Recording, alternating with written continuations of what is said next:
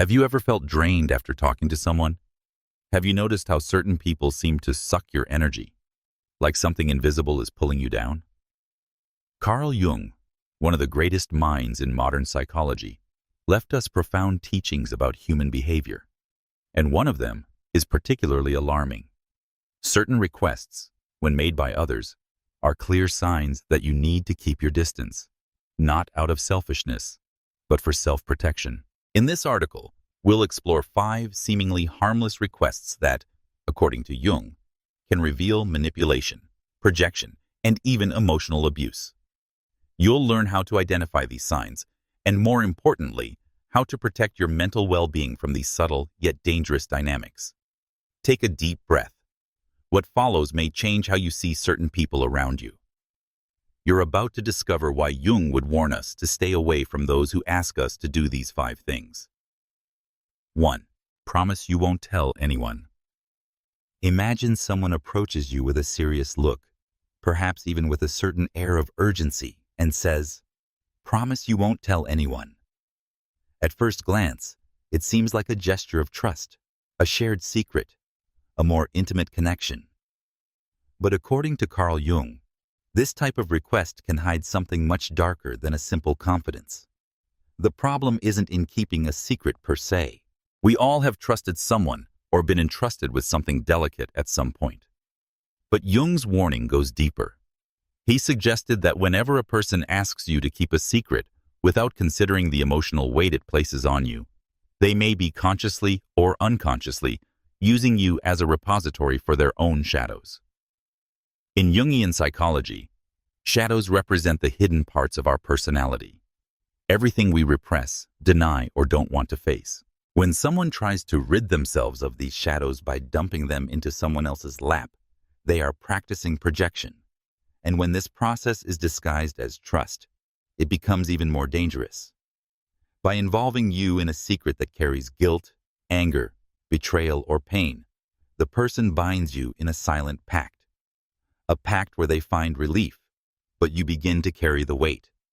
And the cruelest part is that this dynamic often repeats. You become the official confidant, the one who hears everything but can say nothing, who feels too much but can never react.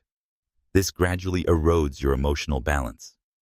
Jung believed that this subtle manipulation is a form of control, because by giving you a secret and asking you to keep it, the person also ensures you'll be emotionally connected to them. In a way, it ties you down. It uses trust as an invisible chain. Behind this bond often lies their own fear of facing their truths. Perhaps you've experienced it. Maybe you're living it now. That friend who always comes to you to talk about heavy problems but disappears when you need them. That relative who tells you things that make you uncomfortable, but says you're the only person they can trust. It sounds like affection, but it's often emotional dumping disguised as intimacy. This isn't about coldness or refusing to listen to those you love. It's about discernment. Jung invites us to observe whether these requests are being made with mutual respect, or if you're being dragged into an imbalanced relationship where your role is just to hold on, without questioning, without talking, without breathing. What can you do? Start by paying attention to how you feel after these conversations.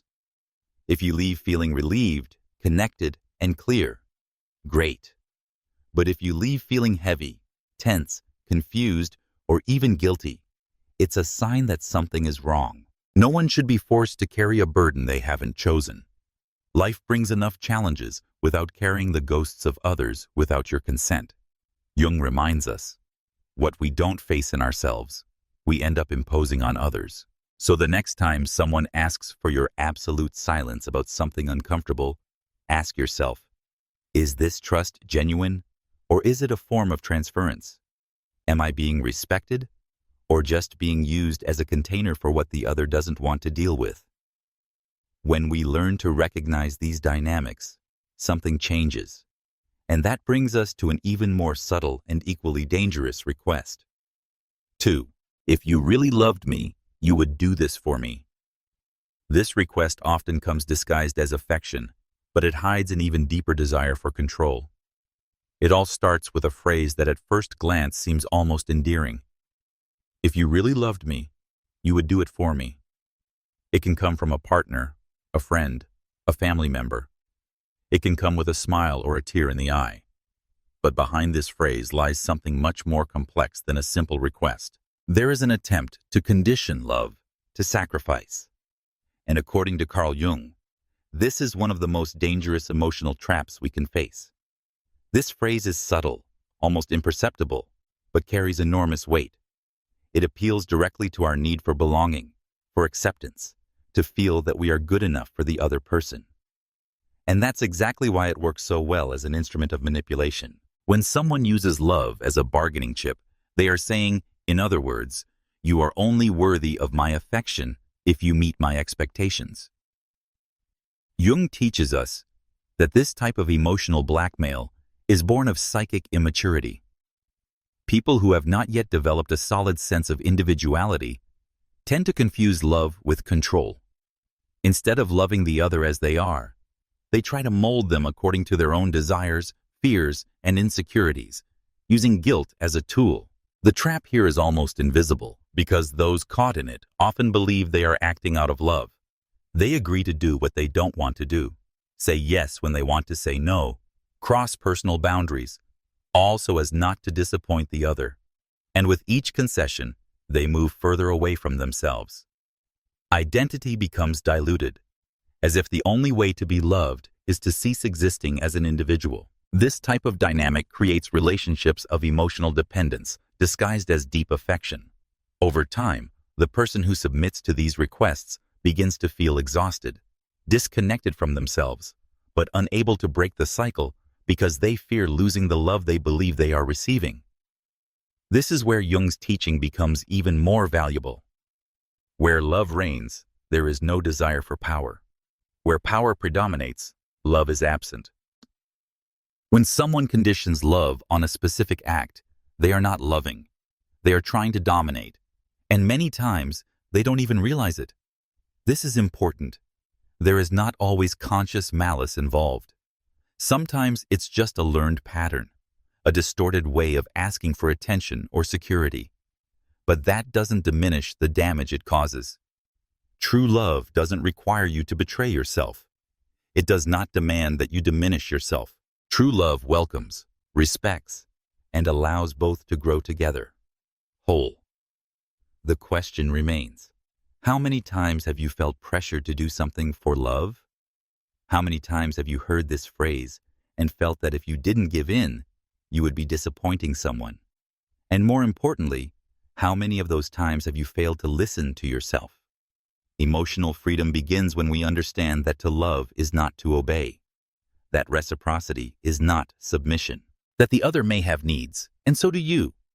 And when they conflict, dialogue must prevail, not blackmail. Learning to identify this type of request is a fundamental step to building healthier, more authentic, and truer relationships. It's also an act of courage, saying no to preserve who you are, even at the risk of displeasing others. But what about when the request comes in an even more veiled way? When it's not about love or secrecy, but about letting go of your own intuition? Jung spoke about this too, and what he revealed may explain why so many people lose themselves in the name of peace. 3. You're overthinking it. You're just imagining things. Have you had that nagging feeling of being right about something, but still doubted yourself?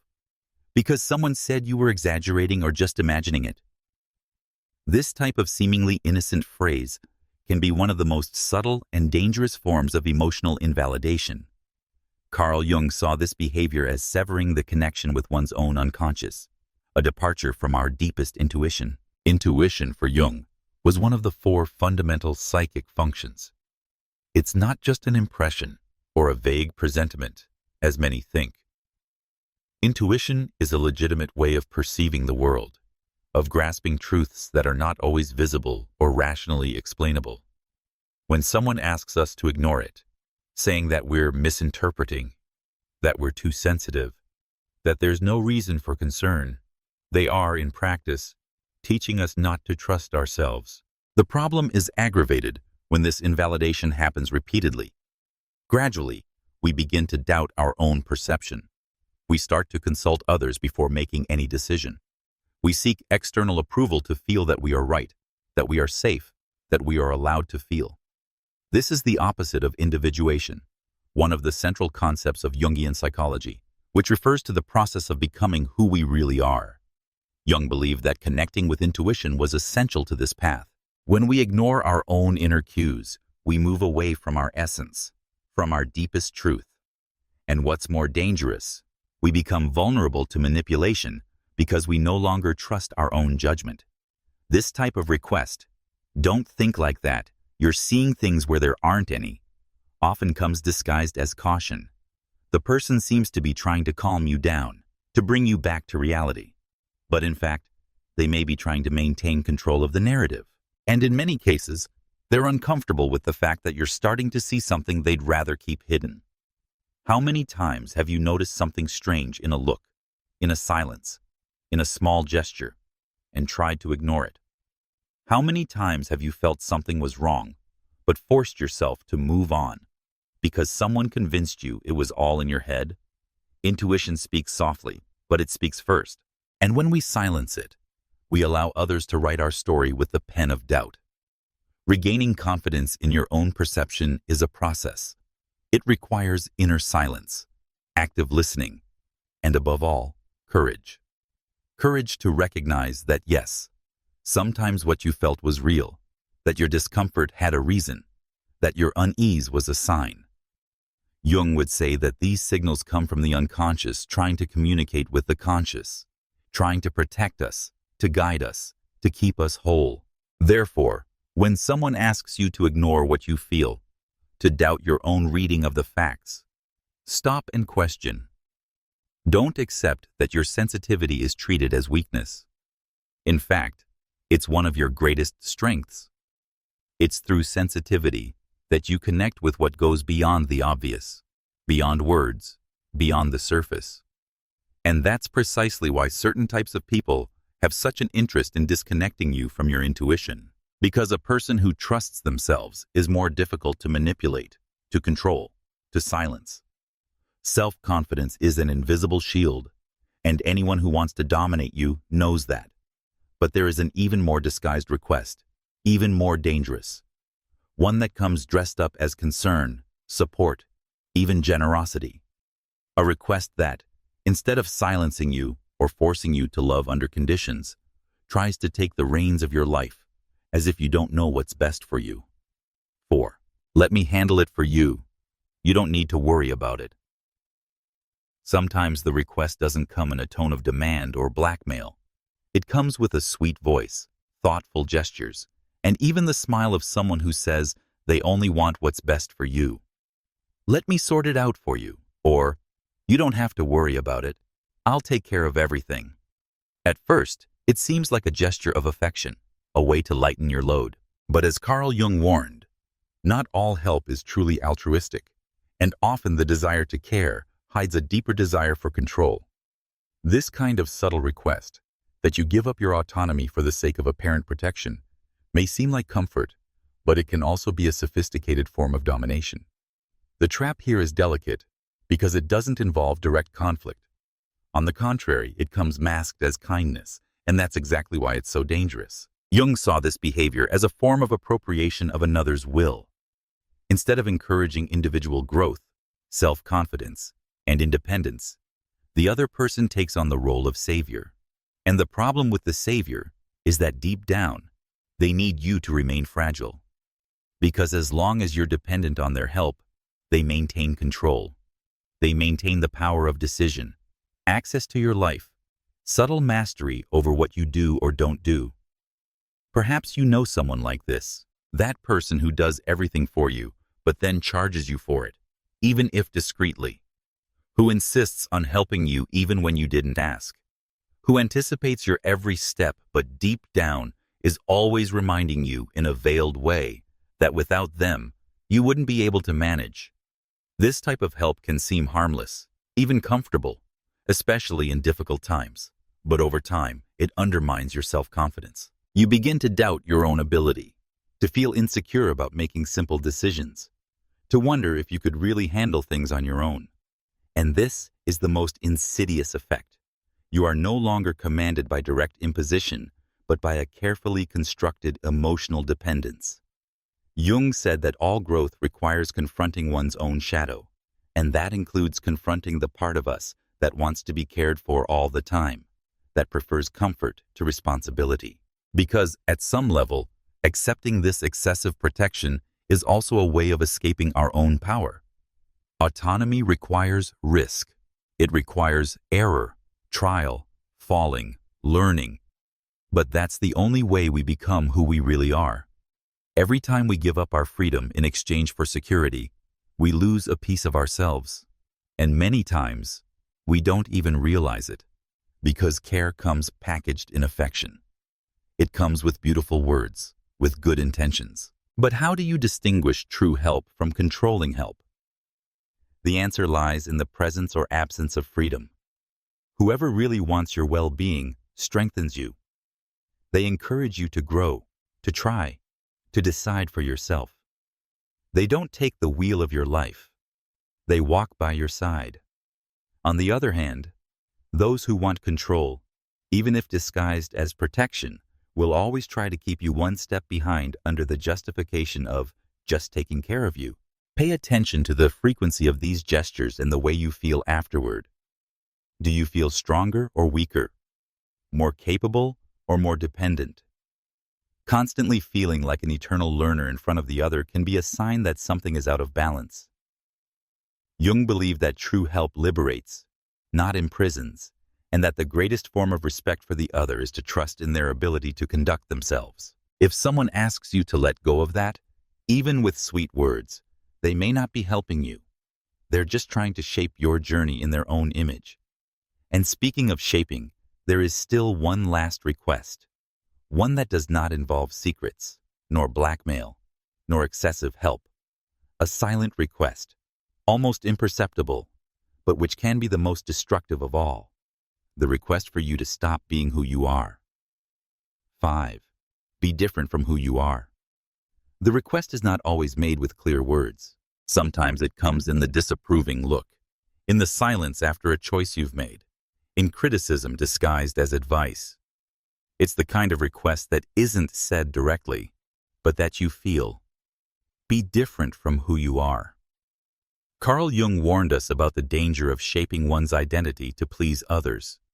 For him, the process of individuation, becoming who you really are, is the most important journey of life. But this path is often interrupted by external voices that, even without explicit intention, try to distance us from our essence. It can start subtly. You're so sensitive, you should be more rational. You should be more like so-and-so. Or, you talk too much, you should be quieter. These are seemingly small phrases, but when repeated, they have a devastating effect. Gradually, you begin to prune parts of yourself. Stop laughing out loud, expressing opinions, wearing what you like, dreaming as before. All to fit in, all to be accepted. The danger of this, according to Jung, is that what we repress does not disappear. It just goes into the unconscious. And there, hidden, it begins to manifest in a distorted way. Anxiety, frustration, emptiness, even physical symptoms. Because the soul knows when it is being suffocated, and sooner or later, it rebels. When someone asks you, directly or indirectly, to change your essence, to let go of what you love, believe, or feel, they are asking, in practice, that you abandon your process of individuation. And this type of inner disconnection is what makes you sickest, because you can continue living, but it's no longer you. Jung believed that true suffering is born from the distance between what we are and what we are trying to be in order to please others. And this constant attempt to adapt, to fit in, becomes a performance, a life lived in automatic mode, where every gesture is measured, every word calculated, every emotion stifled. But why do we do this? Why do we accept erasing parts of ourselves to fit someone's expectations? Because we want to be loved. Because on some level, we learn that being accepted is safer than being authentic. And this often comes from afar, from childhood, from school, from old relationships. We have been conditioned to associate love with adaptation. But Jung shows us that this peace, bought with the denial of oneself, is not peace. It is prison. The request for you to be someone else may come with good intentions.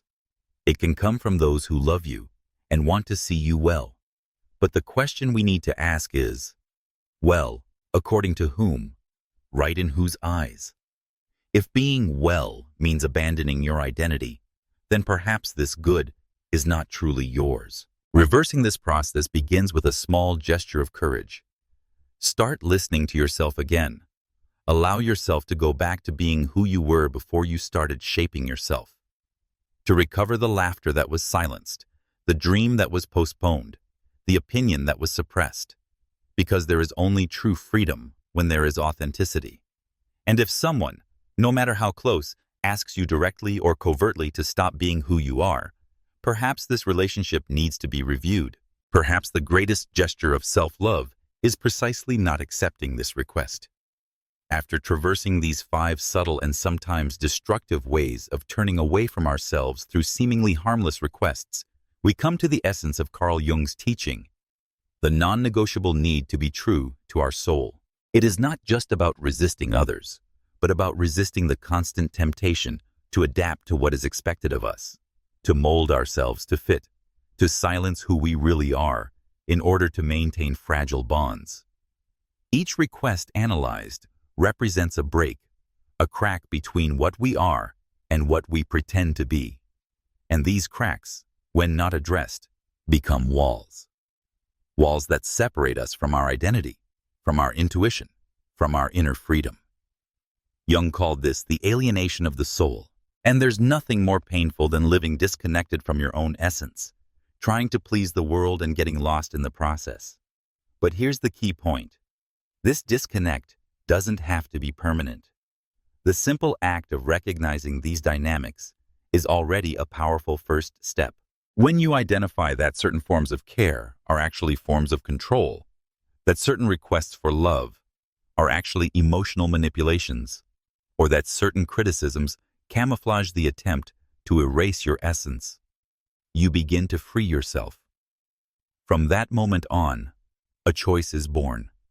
The choice to start building more authentic relationships, where love does not require the sacrifice of identity, where help empowers rather than imprisons, where exchange is free, mature, and conscious. This doesn't mean cutting everyone around you off, but rather learning to set boundaries firmly and respectfully. It means, first of all, putting yourself back at the center of your life. Jung said, "He who looks outside dreams. Whoever looks inside awakens." And perhaps this content has served precisely as this invitation to awaken, to wake up to yourself, realizing that living to please others, no matter how comfortable it may seem at first, leads over time to existential emptiness, and that there is only true peace when we can look in the mirror and recognize who is there, without masks, without forced roles, without fear of disappointing. If you've made it this far, it's a sign that you're ready for this step, ready to say no to everything that silences you, controls you, diminishes you, ready to recover parts of yourself that were left behind in the name of a peace that, deep down, was never yours, and ready, above all, to walk towards your truth. This is the most difficult path, but also the most liberating. If you found value in this video, don't forget to give it a thumbs up and subscribe to our channel. Turn on notifications so you never miss our next upload. And share this video with anyone you feel needs to hear this message too. Together, we can build a more conscious, more authentic, and freer community. Because at the end of the day, there is no request in the world worth the price of losing who you are.